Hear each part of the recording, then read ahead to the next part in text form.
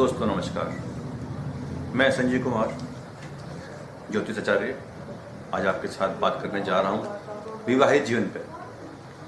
आजकल के जो बच्चे हैं जल्दी से विवाह करना नहीं चाहते, क्योंकि एक तो बच्चों में पेशेंस नहीं है। पहले के ज़माने में आप देखोगे तो 20-18 साल 21 साल में शादी हो जाया करती थी।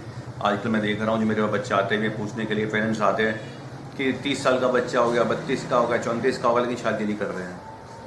इन बच्चों से मैंने बात की तो एक तो इन बच्चों में पेशेंस बहुत कम है। दूसरा करियर को लेके ये बच्चे बहुत ही उत्साहित हैं। और जितने बच्चों से मैंने बात की होगी, जितने बहुत सारे आए होंगे, उनमें से करियर के नाम पे हालांकि बहुत कुछ है नहीं।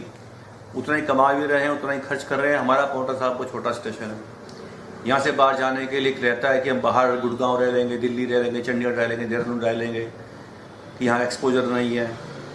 इसलिए बच्चे आजकल बहुत लेट शादी कर रहे हैं। दूसरी बात, जैसे मैंने कहा कि आज मैं बात करने जा रहा हूँ विवाहित जीवन के बारे में। सप्तम भाव से ज्योतिष में देखा जाता है विवाहित जीवन। पहले आप देखते होंगे तलाक आपने बहुत कम सुने होंगे कि डिवोर्स हो गया। आजकल बहुत जल्दी डिवोर्स हो रहे हैं। क्यों? एक तो पेशेंस नहीं है। दूसरा, सप्तम भाव पर अगर किसी क्रूर ग्रह की दृष्टि पड़ गई, माने सूर्य, शनि, राहु, मंगल। अब मंगल सप्तम में बैठ के तो मंगलिक बना देते हैं। दूसरी बात, सूर्य और बुध अगर यहाँ बैठ गए तो उस बच्चे का रिश्ता भी बहुत जल्दी होगा, उस बच्चे का तलाक भी बहुत जल्दी होगा, क्योंकि ये बहुत जल्दी काम करते हैं। बुध की स्पीड बहुत फास्ट है। चंद्र होंगे तो अच्छा रहेगा, टिका रहेगा रिश्ता, मधुर होंगे दोनों पार्टनरशिप। और ये पार्टनरशिप का घर भी है, ये रोजगार का घर भी है, और ये वैवाहिक जीवन का भी ये घर है। जिनके भी इस घर में सूर्य बैठे हैं, थोड़ा पेशेंस से काम लेना चाहिए। ऐसे बच्चे बहुत जिद्दी होंगे। जो भी लाइफ पार्टनर है, पत्नी है, पति है, उनकी जिद की वजह से रिश्ते खराब होंगे। कई बार क्या होता है कि एक ही घर में रहकर भी पति पत्नी अलग अलग रह रहे हैं। पति अलग कमरे में सो रहा है, पत्नी अलग कमरे में सो रही है। क्यों? बन नहीं रही है।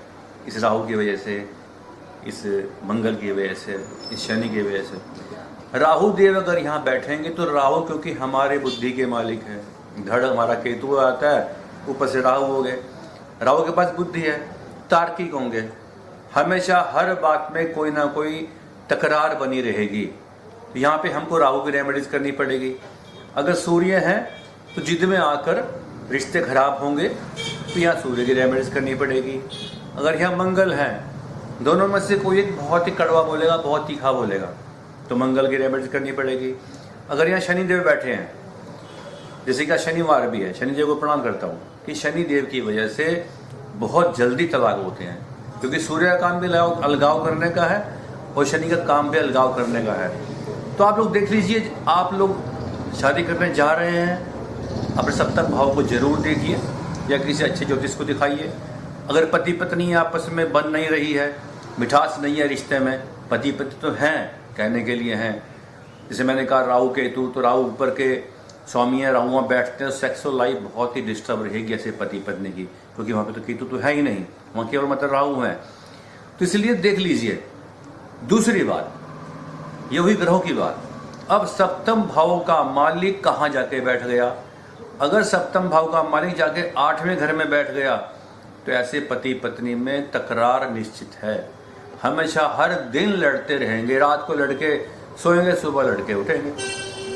अगर सप्तम का मालिक 6ठे घर में चला गया तो लाइफ पार्टनर जो भी होगा वो बीमार मिलेगा, या आने वाले समय में बीमारी घेर लेगी। तो कभी भी शादी करें बच्चे की तो ये देखें कि सप्तम का मालिक 8वें में ना गया हो, 6ठे में ना गया हो। अगर वो 9वें घर में चला आता है तो 9वां घर क्योंकि धर्म का है।